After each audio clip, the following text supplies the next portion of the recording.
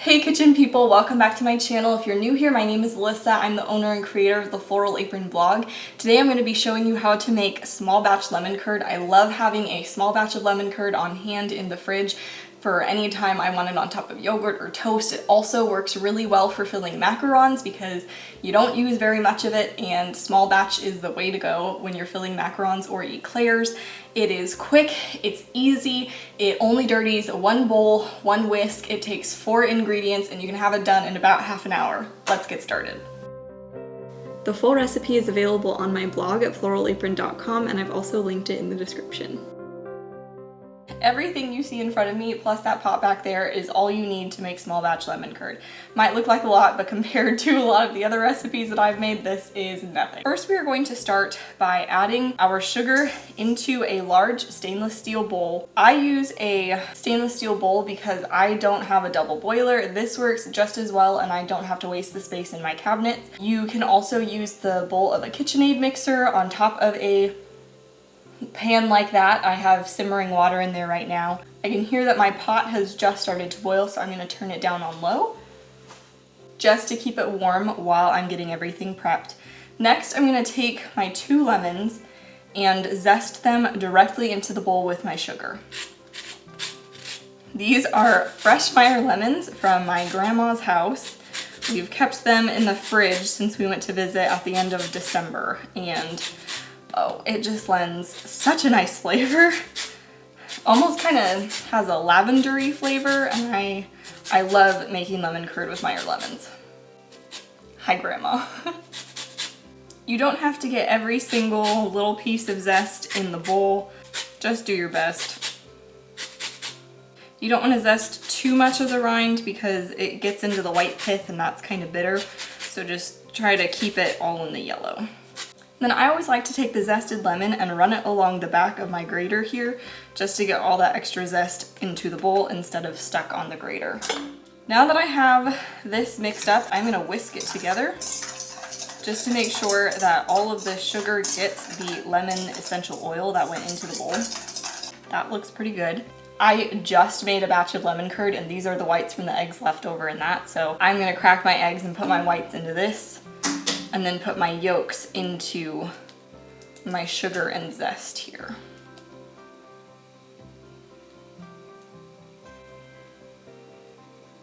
Just drop them directly in.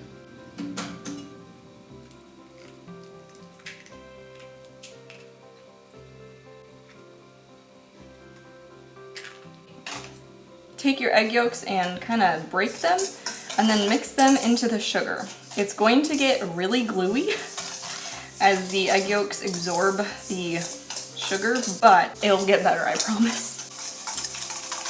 So this is our gluey stage, and then if you keep whisking, it starts to lighten up and get really light and fluffy. So you can see the comparison here. The gluey stage is on the left and our better stage is on the right. And then I just kind of pat it down to make sure that I get everything that was in the whisk back into the bowl.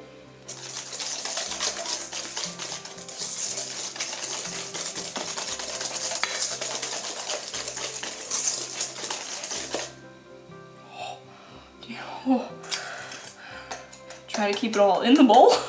And this looks light and aerated and no longer gluey. So we'll let that sit for a bit while we juice our lemons. I have had to use anywhere from 1 to 2 lemons, so it just depends on how juicy your lemons are. The last batch that I just made about half an hour ago, I only needed 1 lemon, but I have made similar ones and I've needed up to 2. So anywhere from 1 to 2 lemons. Ooh, that one was so juicy.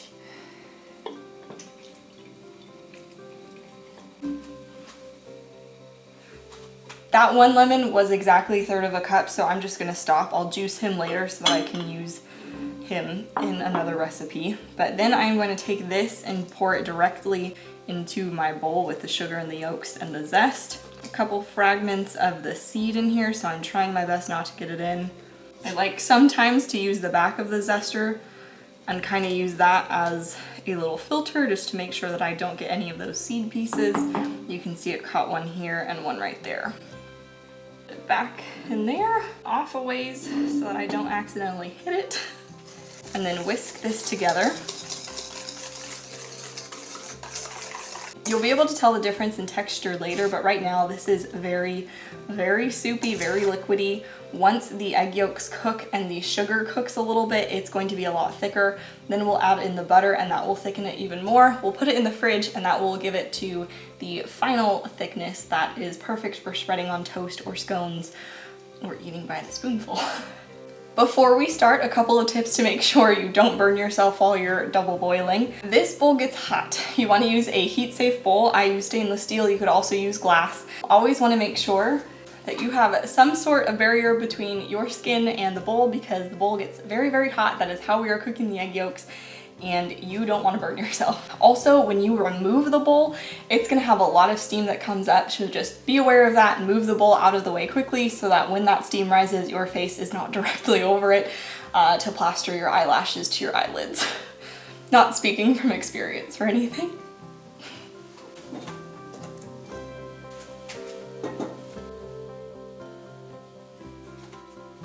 On medium heat, this takes about 10 minutes.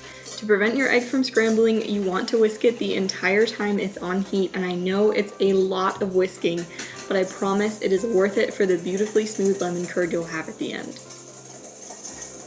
There are a couple different ways to tell if your lemon curd is ready for you to add butter to it. The old-fashioned way is seeing if it coats the back of a spoon. You just dip a spoon in and run your finger along the back of it. If the curd does not run into that line, you know that it's set. You can also just check for temperature. If you have a thermometer, around 140 is what you're looking for. So I'm gonna test this right now.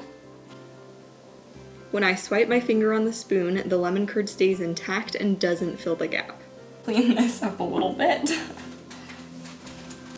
Remove this. See? See? It's painful.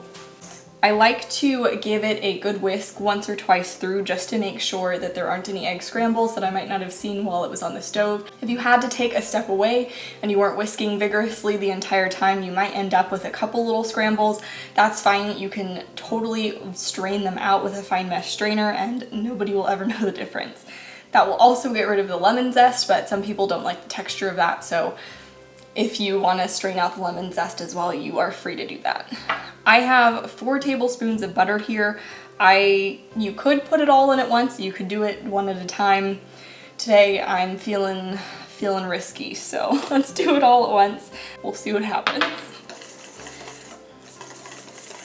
There's not really much of a difference when you put it all in at once. It just makes it a little bit harder for them to all dissolve.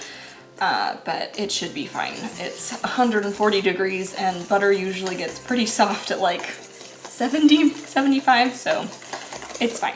Just keep whisking until you don't see any butter pieces. I think that looks pretty good. I don't see any butter pieces and everything looks pretty well incorporated, so I am gonna call that good.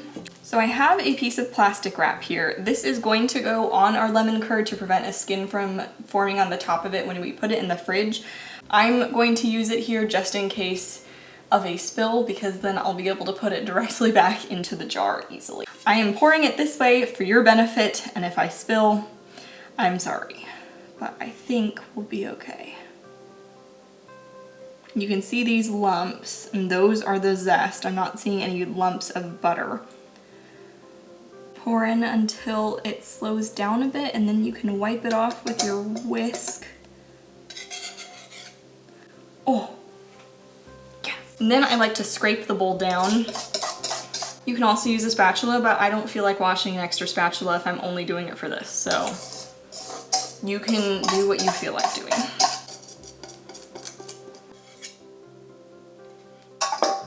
I believe that is the first time I have ever jarred something and not spilled a drop, so I'm glad we could all witness this together.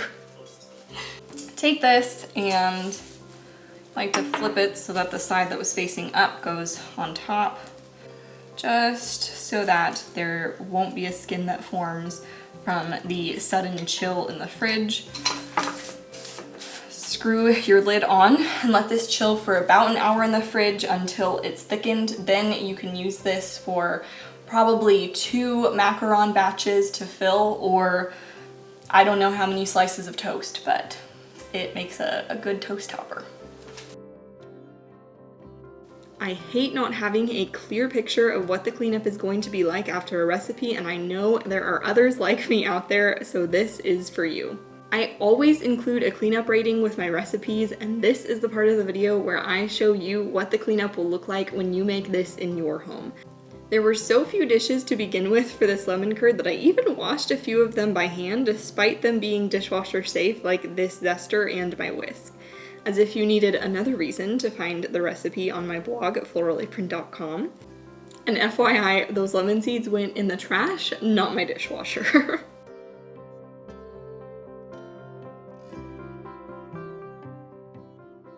There's no need to wash this pot unless you spilled on it while you were whisking. All it was boiled water, so I love having a utensil that I don't have to wash, but I still used. This is the batch that I made about an hour ago, and I am going to pull the plastic wrap off the top. You can see there is no skin, which is very nice. Then this goes in the trash. And then I like to just take my knife and put it directly on my toast. I tried making another piece and it got a little bit too dark, so this one's probably not toasted quite enough, but it's fine.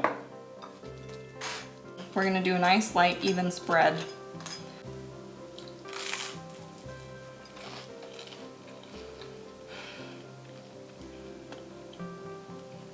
It is so lemony and so sweet and a little bit tart and just a little bit rich from that butter, and ooh, I could,